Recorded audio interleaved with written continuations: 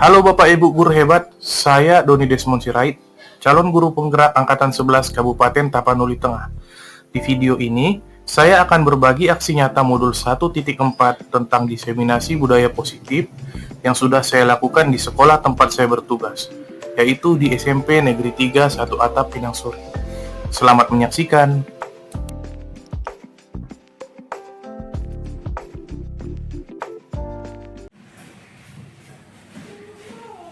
Assalamualaikum warahmatullahi wabarakatuh.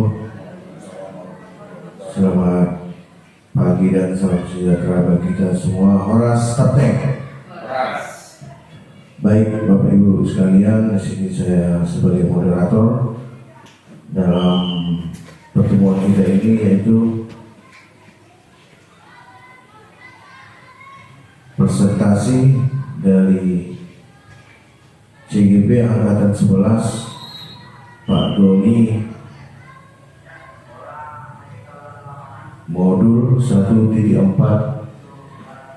Jadi nanti di sini tertib acara kita yaitu sambutan dari Bapak Kepala Sekolah atau mewakili, kemudian yang kedua dilanjutkan presentasi dari Bapak Doni. Jadi langsung kita ke acara yang pertama, yaitu sambutan dari Bapak Kepala Sekolah atau yang mewakili. Kepada Pak Daud kami persilakan.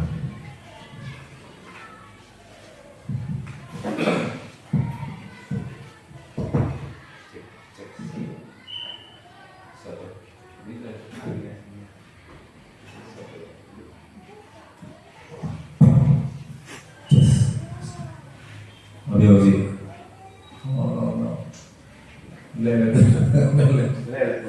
Oke. Assalamualaikum warahmatullahi wabarakatuh. Selamat pagi dan salam sejahtera buat kita semuanya. Horas Taptek. Tetap kita mengucapkan syukur kehadiran Allah Subhanahu wa Ta'ala, Tuhan Yang Maha Esa. Pada pagi hari ini kita masih tetap diberikan kesehatan, kekuatan, serta nikmat dari Allah Subhanahu wa Ta'ala, Tuhan Yang Maha Esa, karena kita masih bisa berkumpul melaksanakan tugas kita sehari-hari di SMP Negeri 3 1 Atap Pinang Suri. Yang saya hormati Bapak Ibu guru, staf tata usaha, dan operator ya, kamerawan anak didik kami ya, yang telah hadir bersama-sama di pagi hari ini untuk melaksanakan kegiatan lokakarya dengan materi diseminasi budaya positif pada hari Kamis 15 Agustus 2024 bertempat di sekolah kita SMP Negeri 3 1 Atap Pinang Suri, di mana Bapak narasumbernya ataupun nanti langsung dibawa oleh Bapak Doni Sirait yang merupakan calon guru penggerak Angkatan 11 Kabupaten Tapanuli Tengah. Sekali lagi saya mengucapkan terima kasih atas nama Bapak Kepala Sekolah, saya mewakili untuk membuka acara lokakarya. Insya Allah barangkali tidak lama-lama, paling lama 60 menit atau lebih ya. Jadi mari nanti kita ikuti apa yang disampaikan oleh narasumber atau Bapak Doni Sirait dalam hal lokakarya yang akan kita laksanakan pada pagi hari ini. Jadi sekali lagi saya mengucapkan terima kasih bagi Bapak Ibu guru kita yang belum hadir, mudah-mudahan mereka sedang menuju ke sekolah kita ini berikut juga mengikuti kegiatan lokakarya. Bapak Ibu yang saya hormati, lokakarya memang sampul. Berarti dengan kegiatan ini tentu kita mendapatkan suatu ilmu pengetahuan.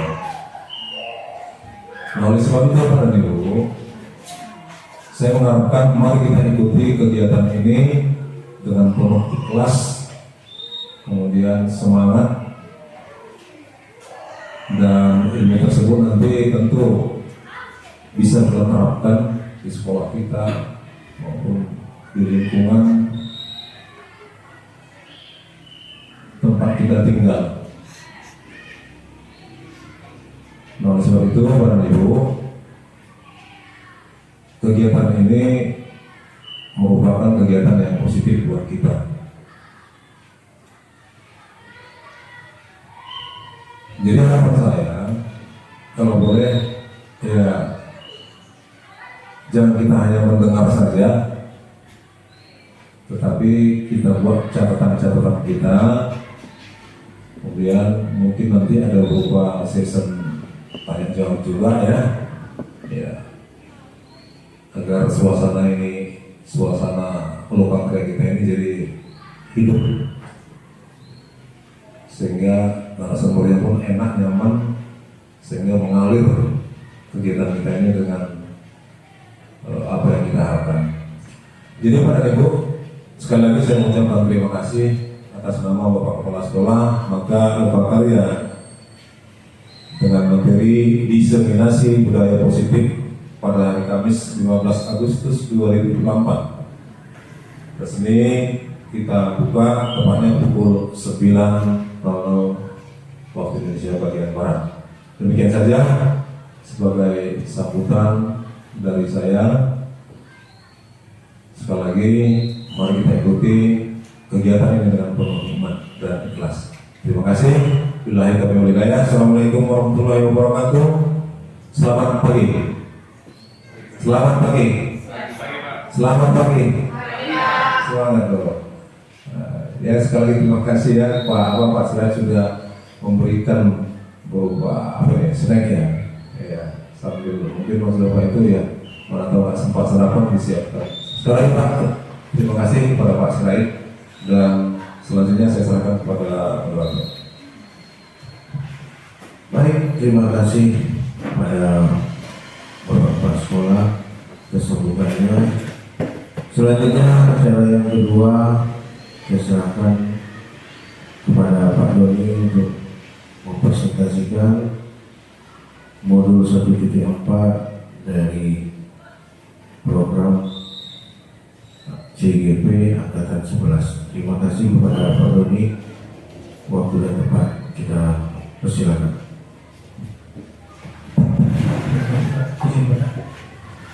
Selamat pagi Bapak Ibu guru hebat.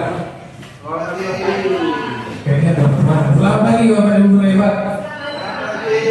Bagaimana kabar Bapak Ibu, sehat? Mudah-mudahan sehat semua Bapak Ibu ya. Jadi saya di sini Doni Desmond Sirait. Kebetulan Bapak Ibu saya mengikuti kegiatan pendidikan guru penggerak angkatan 11. Nah, jadi pada kesempatan kita kali ini saya mau melakukan pengimbasan sebagai wujud aksi nyata saya pada modul 1.4. Di sini judulnya diseminasi budaya positif atau memberikan pemahaman tentang budaya positif. Sebelumnya saya ucapkan terima kasih kepada Bapak Kepala Sekolah dalam kesempatan ini yang diwakilkan oleh Bapak Muhammad Daun Sution yang sudah memberikan kesempatan kepada saya untuk boleh melaksanakan kegiatan di pagi hari ini. Saya juga berterima kasih kepada Bapak Ibu yang sudah meluangkan waktu untuk boleh berkumpul bersama-sama di ruangan guru yang kita cintai ini. Saya mohon izin Bapak Ibu, di sini saya hanya sharing, bukan mau menggurui. Jadi kita sifatnya sharing Bapak Ibu ya. Jadi gak usah terlalu kaku. Untuk supaya agak semangat kita Bapak Ibu, karena saya lihat tadi banyak yang semangat. Supaya semangat kita speaking dulu lah Bapak Ibu ya. Speaking.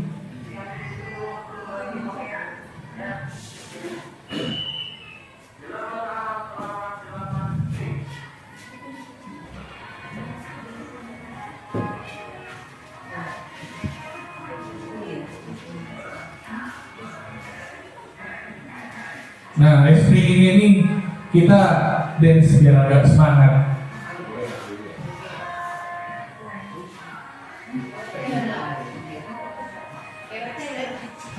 Nah, kewer gitu Bapak Ibu. Kewer. Oke. Kita kewer ya. Ya, bolehlah diambil posisi Bapak Ibu biar agak posisi kewer.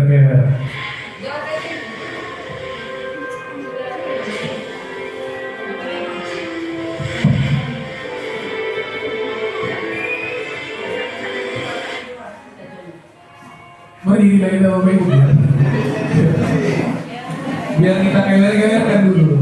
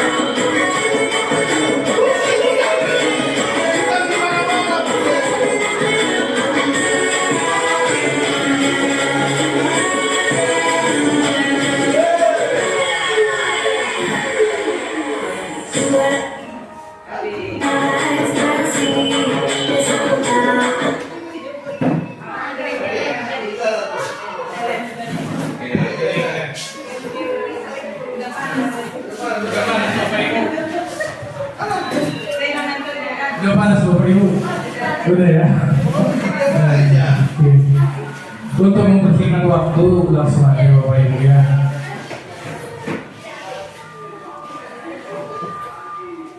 Langsung aja mari kita mulai.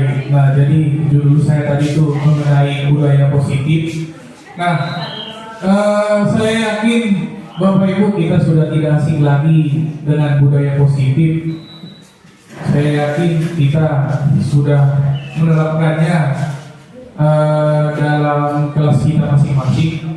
Nah, budaya positif itu apa? Budaya positif ini adalah kebiasaan nilai-nilai kebajikan yang bersifat universal. Nah, artinya Bapak Ibu, nilai-nilai yang ada di sini itu dia tidak memperhatikan latar belakang dari peserta didik. Nah, di sini kita diarahkan untuk mengarahkan peserta didik itu kepada profil pelajar Pancasila. Nah, seperti yang sudah kita ketahui Bapak Ibu, profil pelajar Pancasila itu ada 6. Yang pertama, beriman, bertakwa kepada Tuhan Yang Maha Esa dan berakhlak mulia. Yang kedua, mandiri. Yang ketiga, bernalar kritis. Yang keempat, berkebinekaan global. Yang kelima, bergotong royong dan kreatif. Nah, jadi ini yang diharapkan dari kita Bapak Ibu guru untuk membudayakannya di anak didik kita yang ada di kelas. Nah, di sini ada kegiatan. Jadi coba Bapak Ibu kita cari dulu pasangan kita masing-masing. Nah, di sini perlu 2 orang. Bisa mungkin kiri kanan ya. Satu nanti perannya mengepalkan tangan. Satu lagi perannya untuk membuka kepalan tangan. Nah, yang perannya mengepalkan tangan, anggap di kepalan tangan kita itu kita menyimpan sesuatu yang sangat berharga. Nah, misalnya emas, atau mungkin uang, ataupun apalah yang lain yang kita anggap berharga. Nah, yang kedua, perannya itu membuka kepalan tangan. Boleh dengan cara membujuk, boleh mengintimidasi, boleh memarahi, boleh menggoda, boleh menggelitik, bahkan menawari uang. Coba Bapak Ibu kita praktekkan dulu sama-sama. Coba Bapak Ibu kita kerjakan dulu ini, kita laksanakan 1 menit. Usahakan, coba. Ayo dicari pasangannya Bapak Ibu, dicari pasangannya. Nah, yang arahnya dekat kemari, perannya mengepalkan tangan, dia yang menyimpan. Yang arah titik ke sana, perannya mengusahakan supaya temannya membuka kepala tangannya. Boleh dengan cara dibujuk, boleh diintimidasi, boleh dimarahi, boleh digoda, boleh digelitik, pokoknya sampai terbuka. Ayo coba Bapak Ibu 1 menit. Oke, kita mulai dari sekarang Bapak Ibu ya. Ayo silakan, coba. Bebas cara Bapak Ibu, boleh dengan cara dipaksa juga boleh katanya tadi. Intimidasi, boleh digelitik, boleh disogok,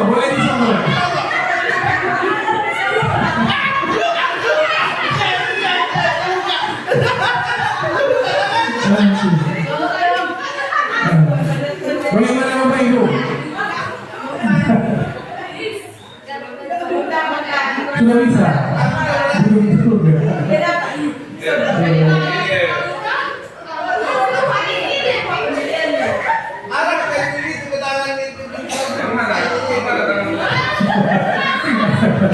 Coba dipaksa boleh Bu? Dipaksa. Boleh diintimidasi, boleh dibujuk, boleh digoda.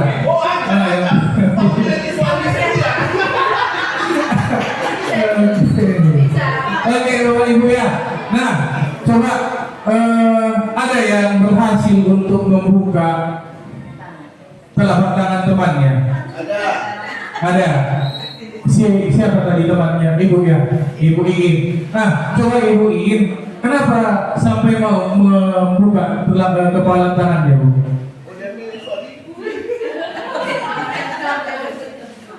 Kenapa sampai bisa terbuka? Dipaksa Pak.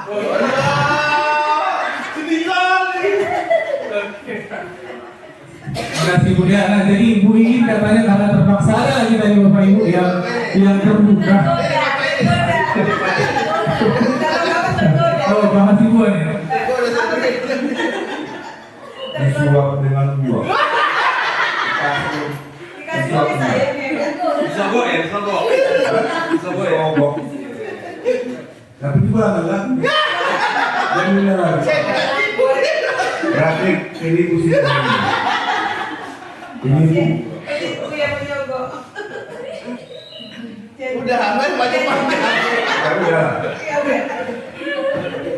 Oke Pak ya, terima kasih. Tadi ada Bapak Ibu yang membuka kepala tangannya karena dipaksa.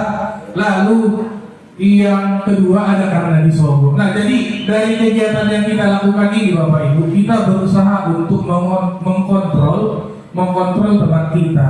Nah, secara tidak sadar di sini kita Bapak Ibu yang membuka kepala tangan tadi itu karena ada motivasi dan kebutuhan masing-masing. Kita nggak sadar itu, kita punya motivasi dan kebutuhan masing-masing. Nah, tadi ada Bapak Ibu yang motivasinya membuka kepala tangannya itu karena dipaksa, digelitigi, dia jadi buka kepala tangannya.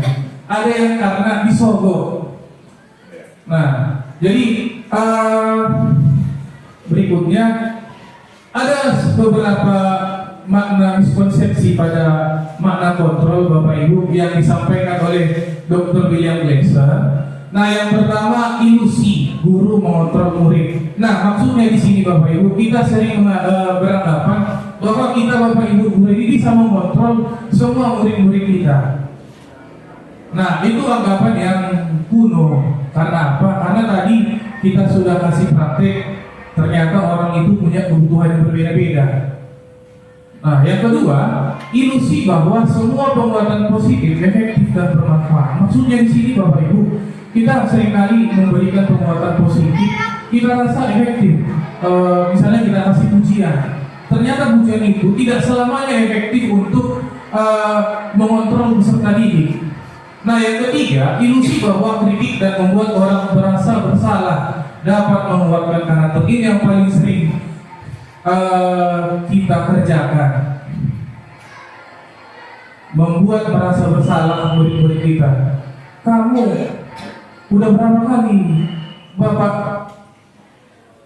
sampaikan masih saja berulang. Kamu bikin Bapak Ibu kecewa saja. Nah, ini sering kita membuat seperti itu. Kita kira dapat membuatkan karakter peserta didik. Rupanya itu tidak berpengaruh sama sekali Bapak Ibu. Lalu yang terakhir, ilusi bahwa orang dewasa memiliki hak untuk memaksa. Nah, ini juga sering kita kerjakan Bapak Ibu. Kita menganggap kita sebagai guru tahu, merasa bahwa kita yang paling tahu kebutuhan peserta didik itu. Nah, berikutnya, di sini kita lihat ada 3 motivasi perilaku manusia. Nah, yang pertama Bapak Ibu, untuk menghindari ketidaknyamanan atau hukuman. Nah, di sini biasanya orang yang motivasi perilakunya untuk menghindari hukuman atau ketidaknyamanan akan bertanya apa yang akan terjadi apabila saya tidak melakukannya. Nah, ini samalah seperti ibu yang buka Dwi tadi yang buka tangannya, karena dia mau menghindari ketidaknyamanan, sehingga dia bertindak membuka. Udahlah bukalah telapak tanganku daripada diliti yang terus. Nah, itu maksudnya untuk yang pertama ini. Kemudian yang kedua, untuk mendapatkan imbalan atau penghargaan dari orang lain. Nah, orang dengan motivasi ini akan bertanya, apa yang akan saya dapat bila saya melakukannya? Mereka melakukan sebuah tindakan untuk mendapatkan pujian dari orang lain yang menurutnya penting. Nah, ini tadi contohnya pada Pak Hasibuan tadi ya, yang membuka kepala tangannya karena ingin mendapatkan imbalan atau penghargaan. Nah, yang ketiga, menghargai diri. Motivasinya berperilaku itu karena ingin menghargai diri dan nilai-nilai yang mereka percaya. Orang dengan motivasi ini akan bertanya, apa yang akan menjadi orang seperti apa apabila saya melakukannya. mereka melakukan sesuatu karena nilai-nilai yang mereka yakini dan hargai. Nah, ini yang diharapkan Bapak Ibu kita semua lakukan, karena ini dua motivasi yang pertama dan motivasi yang kedua ini dia sifatnya ekstrinsik atau dari luar dia datangnya motivasi ini. Sementara yang ketiga ini dia motivasi yang berasal dari dalam diri. Ini yang diharapkan kita mau bangun di dalam diri peserta didik kita.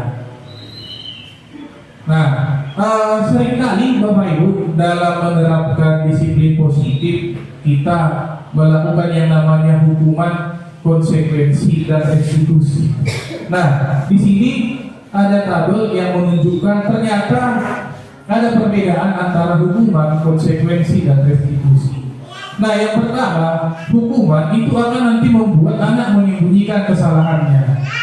Yang kedua, kita mencoba mengontrol anak dengan perbuatan negatif, membayangin pas kesalahan, kita memberikan hukuman. Nah, dampaknya pada murid apa?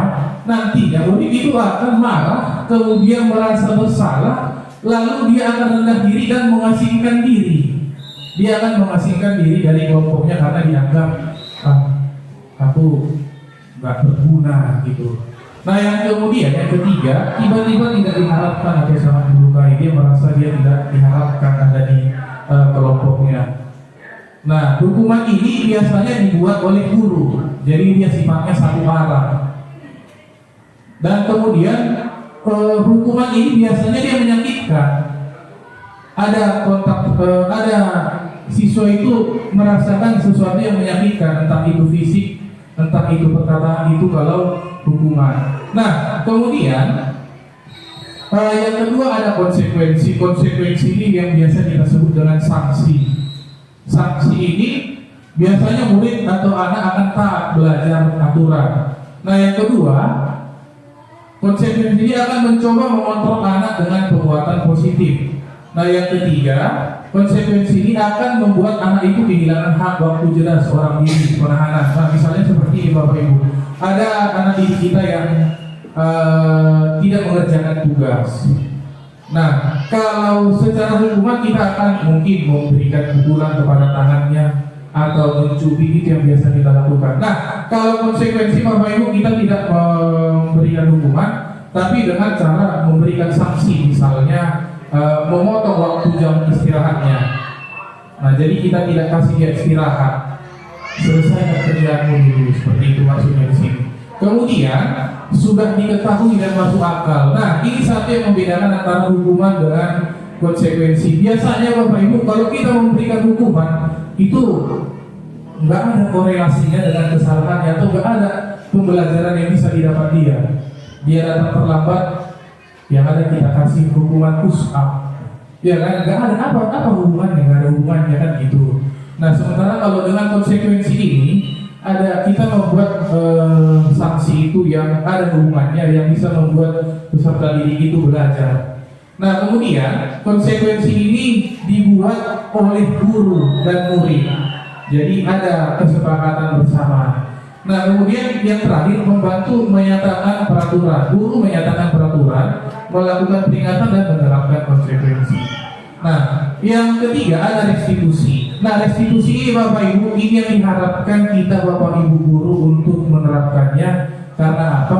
Karena restitusi ini berbeda dengan konsekuensi dan hukuman. Nah, restitusi ini kita berusaha untuk mengajak peserta didik itu kembali dengan karakter yang lebih kuat lagi.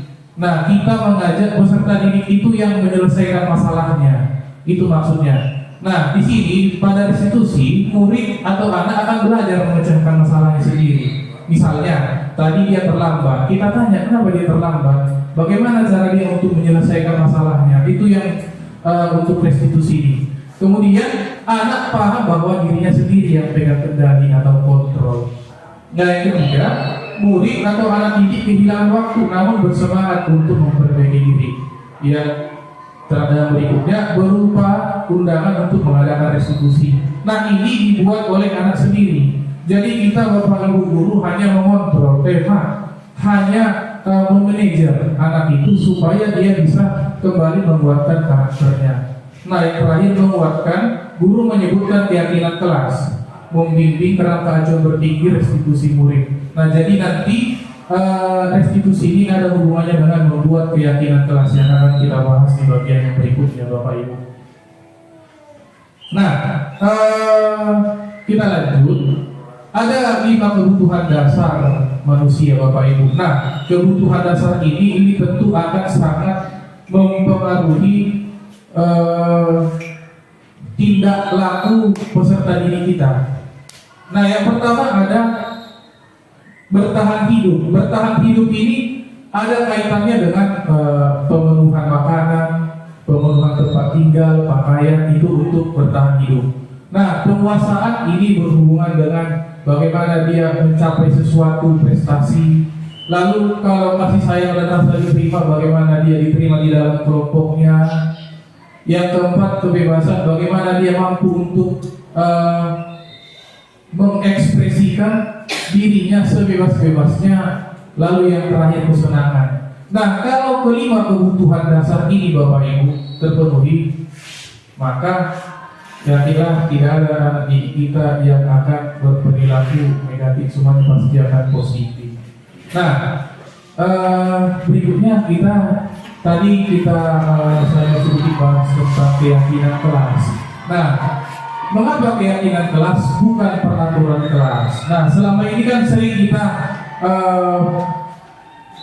membuat peraturan kelas. Di sini disarankan kita membuat keyakinan kelas. Mengapa keyakinan kelas? Nah, Bapak Ibu, kalau peraturan kelas itu biasanya sifatnya searah, artinya murid tidak dilibatkan oleh guru dalam membuat aturan. Nah, kemudian kalau keyakinan kelas ini kita melibatkan peserta didik untuk memberikan ide-idenya, kemudian menyepakati bersama ide-ide tersebut sehingga menjadi sebuah keyakinan kelas. Nah, di sini ada beberapa tahapan menyusun keyakinan kelas. Yang pertama, meminta murid untuk menuliskan keyakinannya. Kemudian yang kedua, membahas keyakinan yang telah ditulis. Yang ketiga, memilah keyakinan kelas. Yang keempat, mengubah keyakinan kelas menjadi kalimat positif. Yang terakhir, mengecek dan menyepakati kesepakatan kelas. Nah, di sini Bapak Ibu, saya sudah coba terapkan di kelas saya. Kebetulan saya wali kelas 8B. Kami di awal pembelajaran kemarin, jadi Bapak Ibu membuat keyakinan kelas ini kita usahakan itu membuatnya di awal semester. Nah, pada gambar pertama ini, di gambar pertama ini saya memberikan sticky note kepada peserta didik. Itu dia media untuk menuliskan ide-idenya mengenai keyakinan kelas yang akan disepakati. Kemudian ini di gambar kedua, mereka menuliskan ide-idenya di sticky note tadi. Nah, lalu yang ketiga Bapak Ibu, gambar yang ini, Nah, gambar yang ini keyakinan kelas yang sudah mereka tuliskan di sticky note itu kita tempelkan di papan tulis. Lalu tadi tahapannya yang ini dia beberapa keyakinan kelas yang sudah ditempelkan tadi. Lalu keyakinan kelas yang sudah dituliskan di sini Bapak Ibu, itu kita bahas lagi bersama dengan peserta didik. Mana tahu ada nanti beberapa yang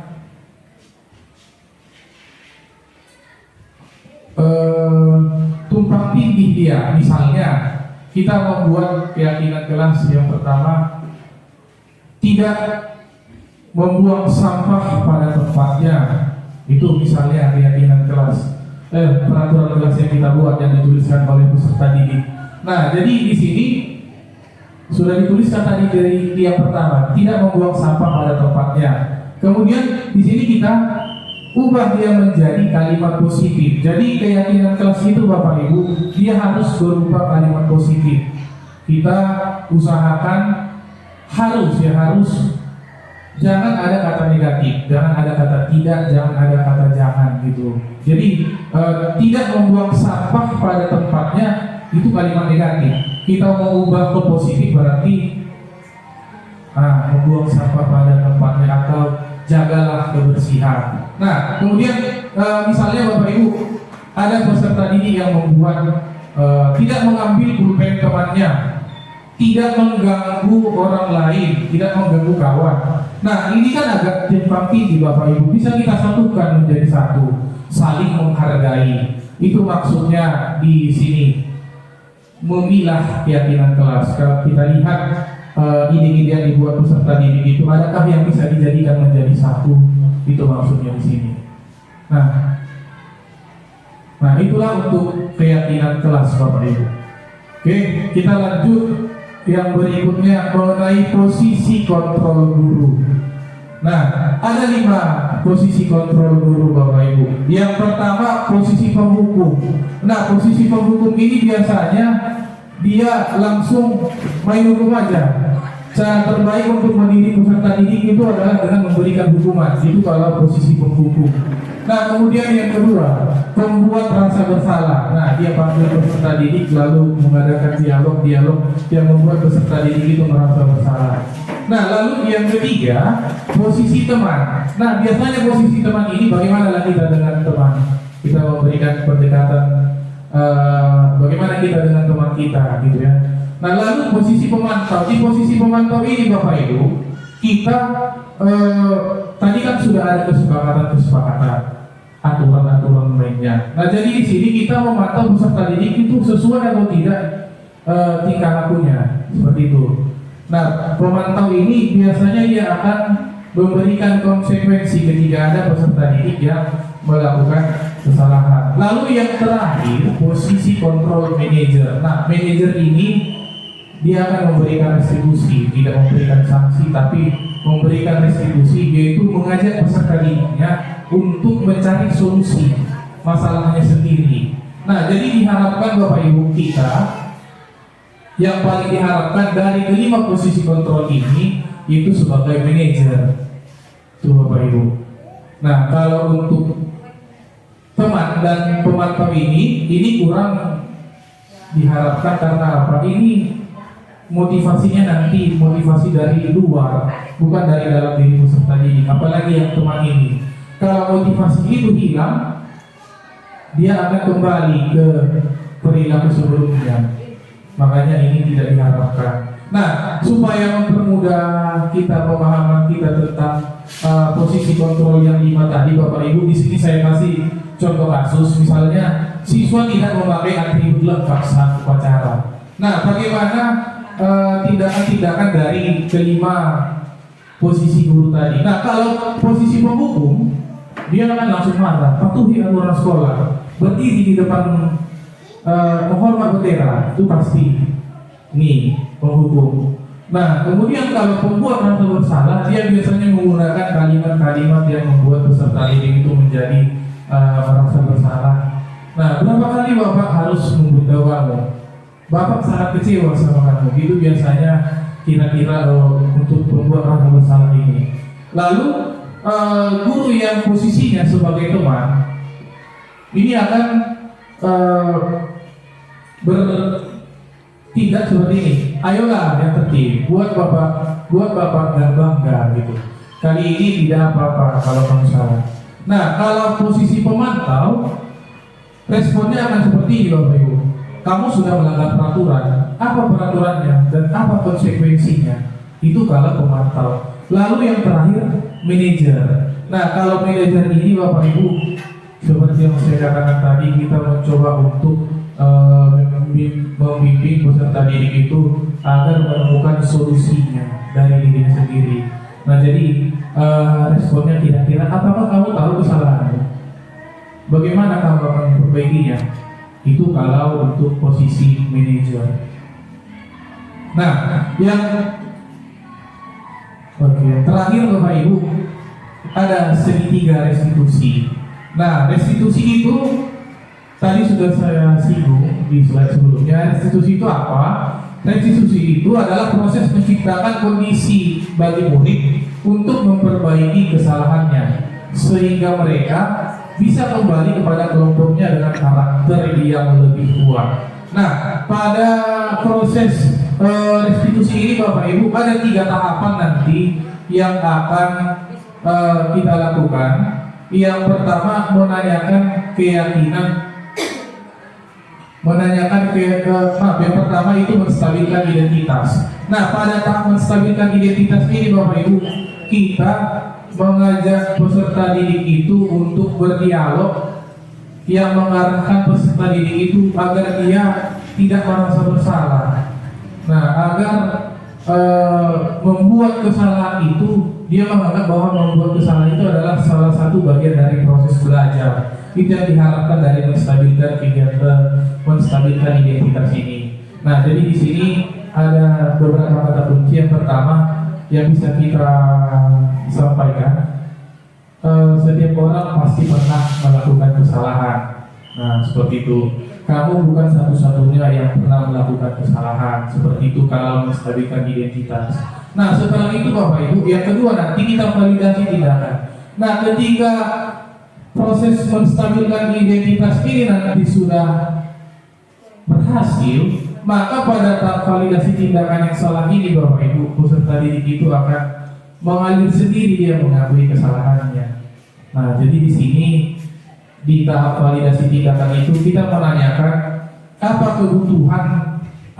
kebutuhan dari peserta didik itu yang belum terpenuhi, makanya dia punya alasan untuk melakukan tindakan tadi. Lalu yang berikutnya, adakah cara yang lebih efektif untuk mendapatkan apa yang kamu butuhkan?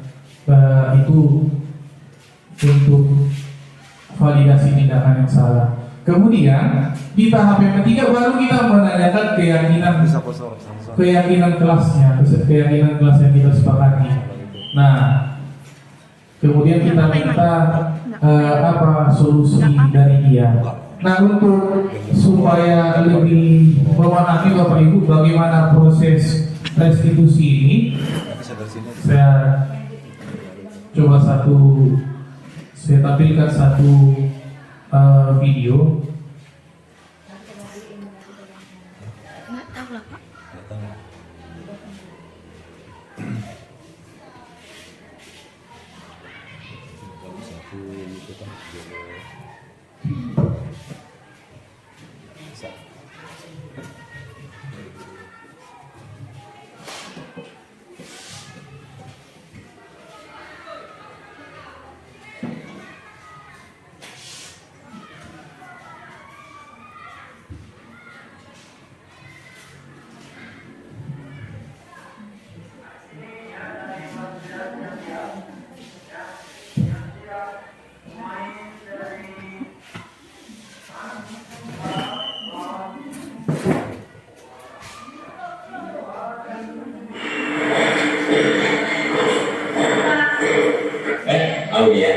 Silakan duduk.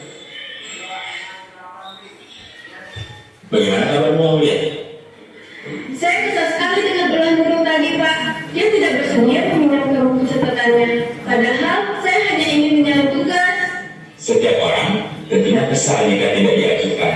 Lalu apa tindakan kamu tadi, Aulia? Tadi saya robek buku catatannya, tapi cuma sampulnya aja kok, Pak. Kesel banget saya.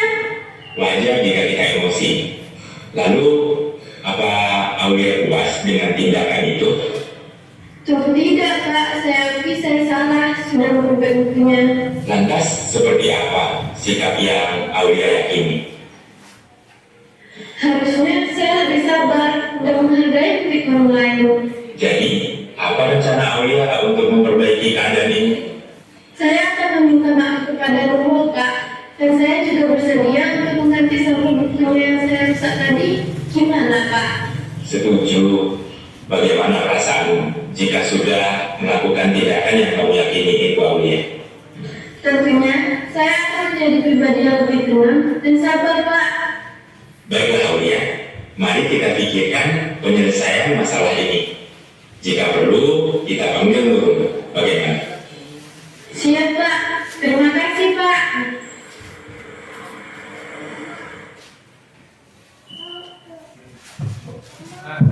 Itulah tadi Bapak Ibu contoh singkat penerapan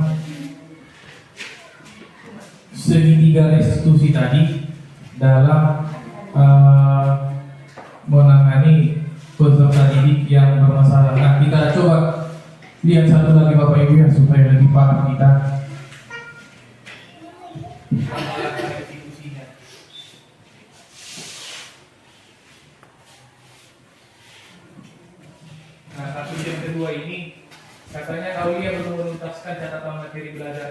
meminjam catatan guru, namun tidak bersedia meminjamkan buku catatannya sehingga merusak bukunya. Bagaimana cara gurunya untuk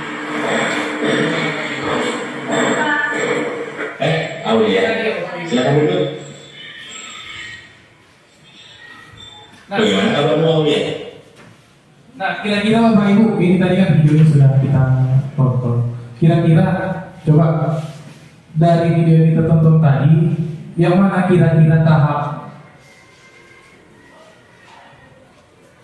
menstabilkan identitasnya kira-kira dari video yang kita tonton tadi, di bagian mana tadi si guru menstabilkan identitas dari si Aulia. Nah tadi kan ada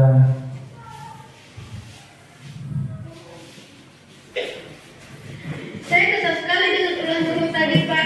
Dia tidak bersedia meminjamkan buku catatannya. Padahal saya hanya ingin menyalin tugas. Setiap orang Nah, saling ini adalah tahap lalu apa tindakan menstabilkan identitas. Tadi saya robek buku catatannya, tapi cuma sampelnya aja kok, Pak. Kesel banget saya. wajar jika kita emosi.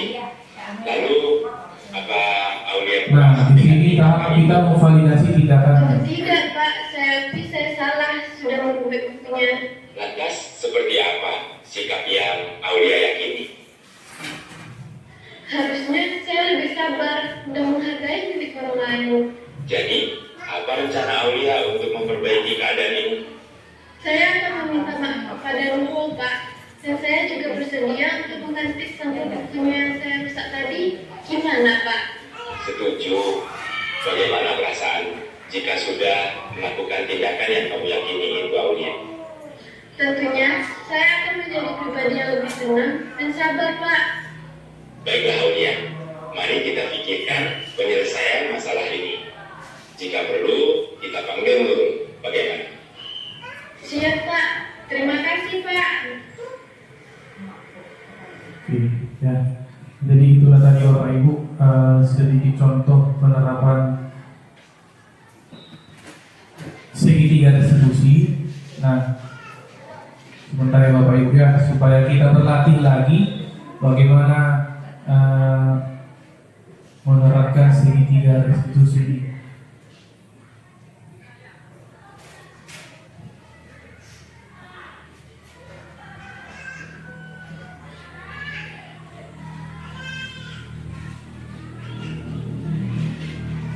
Agak kurang bagus dari yang kita.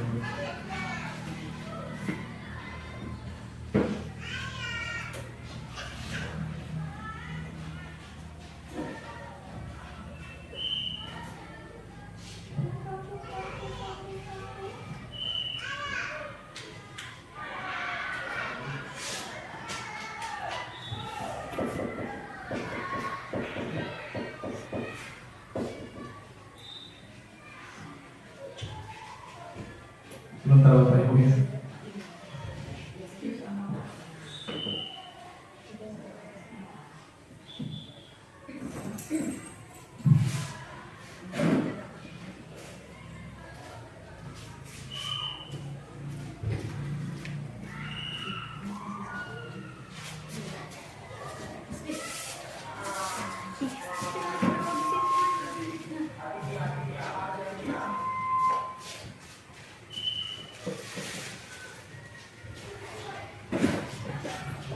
Ini ada koneksinya kurang bagus Bapak Ibu. Jadi saya rasa itu yang bisa saya sampaikan Bapak Ibu. Kira-kira dari yang saya sampaikan ada yang mau ditanyakan Bapak Ibu. Mungkin ada yang kurang dipahami supaya kita bahas bersama. Atau masih ada miskonsepsi supaya kita bahas bersama Bapak Ibu.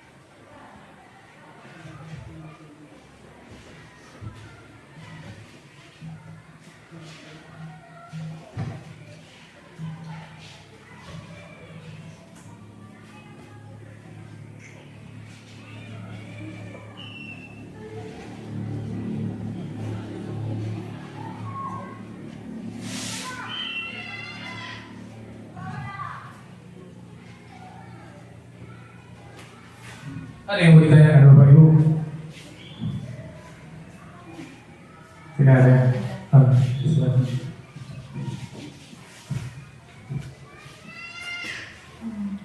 Terima kasih atas kesempatannya. Yang ingin saya tanyakan Pak, apa tantangan yang mungkin dihadapi dalam menciptakan budaya positif di sekolah?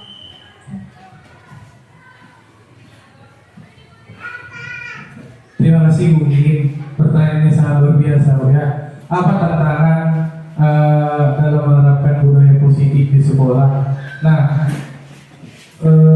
memang Bapak Ibu dalam menerapkan budaya positif ini, apalagi kalau kita masih dalam tahap memulai, ini akan sangat sulit dilakukan karena peserta didik itu masih belum terbiasa dia dengan hal-hal baru. Ini sebenarnya adalah sifat yang alami yang kita rasakan sebagai manusia.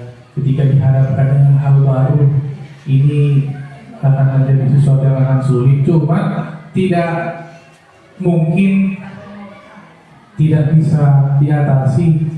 Jadi hanya perlu pembiasaan aja sebenarnya Bapak Ibu. Kita biasakan peserta didik itu mungkin 1, 2, 3 kali dianggap dia berat.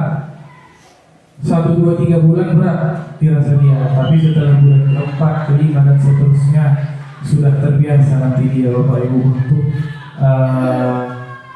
menerapkan budaya positif tadi. Itu kira-kira yang bisa.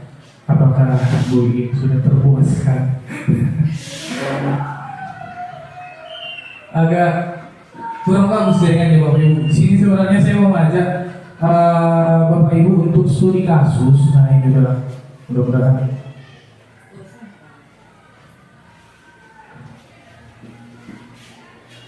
saya mau ajak Bapak Ibu studi kasus mengenai menentukan kebutuhan dasar peserta didik yang belum terpenuhi dari 5 kebutuhan dasar tadi. Lalu studi kasus kita menentukan tahapan-tahapan dalam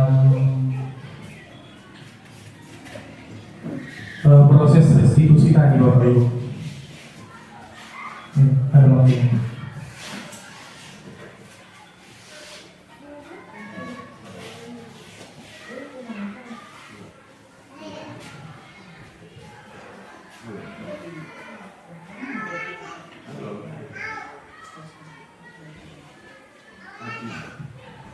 Atau menunggu jaringan ini bagus, ada yang mau ditanyakan lagi Bapak Ibu? Iya. Terima kasih Pak. Mau saya tanyakan, kan karakter peserta didik kita kan beda-beda Pak. Nah jadi tadi Bapak bilang sebaiknya kita tuh bertindak sebagai manajer. Itu yang lebih bagus kata Bapak kan. Jadi apakah yang berapa tadi ya? Ada 4 kita berapa ya? Sebagai teman, sebagai 5. Apakah semua itu bisa dipakai atau bagaimana Pak? Soalnya kan beda-beda Pak anak didik kita ini Pak. Kira-kira Bapak Ibu, sebelum saya memberikan pendapat saya sendiri, ada yang ingin memberikan pendapat ya Bapak Ibu? Kira-kira kita sebagai guru bisa nggak menggunakan kelima ini tadi? Ada Bapak Ibu yang mungkin nggak mungkin mau berikan, kayaknya mau bicarakan mungkin. Oke, ini memang agak rancu ya Bapak Ibu ya. karena ada 5 posisi kontrol guru, yang mana yang bisa kita kerjakan kan gitu. Nah, kalau yang diharapkan Bapak Ibu, kita melakukan manajer. Nah, tapi tidak menutup kemungkinan untuk kondisi-kondisi tertentu bisa kita turunkan levelnya, Bu. Kalau misalnya posisi manajer belum bisa, posisi kita turunkan ke posisi pemantau belum bisa juga, kita turunkan sedikit ke posisi menghukum. Tapi Bapak Ibu jangan terlalu nyaman di posisi penghukum. Kalau sudah kita coba dinaikkan lagi levelnya ke posisi pemantau sama posisi manajer, gitu ya Bapak Ibu.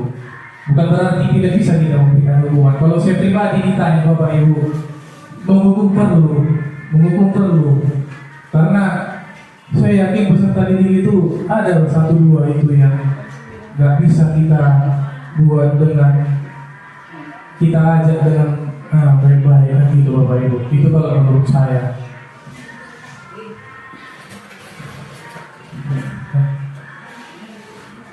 Ada lagi Bapak Ibu?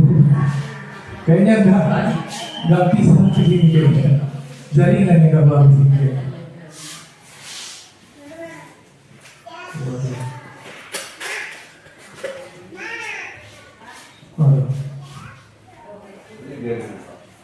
Jaringan Pak. Oke Bapak Ibu, saya rasa ada lagi Bapak Ibu yang mau ditanyakan?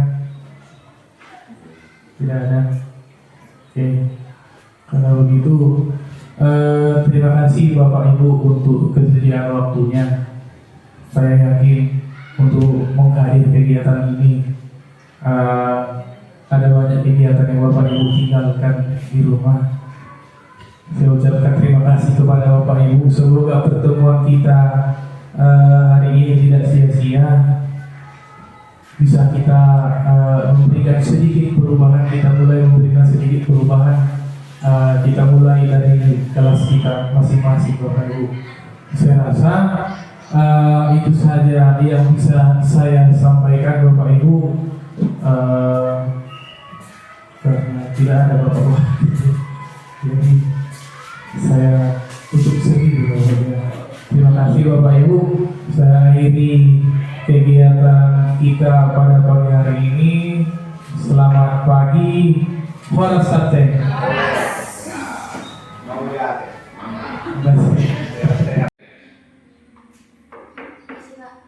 Iya, silakan masuk. Duduk, Bintang. Bintang, tadi Bapak dengar laporan dari Ibu Guru Tiket. Katanya kamu berantem dengan si Rasti. Iya, Betul, Pak. Bu, Nak? Iya, Pak. Kenapa berantem, Nak? Karena sih Pak nyampe hasil kerja saya, Pak. Bukan cuma itu, dia juga nyampe tugas-tugas saya, Pak. Dia mencontek tugasmu. Iya, Pak. Lalu, apa tindakanmu tadi, Nak? Saya marah, Pak, sambil maki-maki dia, Pak. Tanpa sengaja saya rokok meja, Pak. Iya. Bapak bisa memahami perasaanmu. Memang kalau pekerjaan kita dicontek oleh teman kita, itu memang sangat kesal, ya kan? Iya, Pak. Karena kita sudah susah payah mengerjakannya, lalu orang tiba-tiba hanya datang melihat, mencatat tugas kita, ya kan? Iya, Pak. Nah, tapi perlu kamu ingat-ingat, Nak, tindakan kamu itu kira-kira sudah sesuai nggak dengan keyakinan kelas kita? Tidak, Pak. Keyakinan kelas apa yang kira-kira kamu langgar? Saling menghargai, Pak. Ya, saling menghargai. Terus, apa solusi yang bisa kamu tawarkan, Nak, untuk masalah kami ini? Pertama, Pak, saya akan meminta maaf kepada Rasti. Yang kedua, saya janji tidak akan mudah marah dan saya akan menahan emosi saya, Pak. Iya, Bapak sangat menghargai usulan yang kamu tawarkan. Jadi kedepannya kalau ada anak temanmu yang mencontek, itu kamu laporkan aja sama Bapak Ibu Guru. Iya, Pak. Biar Bapak Ibu Gurumu yang memprosesnya ya. Iya, Pak. Oke, Bapak rasa itu aja. Sekarang kamu bisa kembali ke ruang kelasmu ya. Terima kasih, Pak. Oke.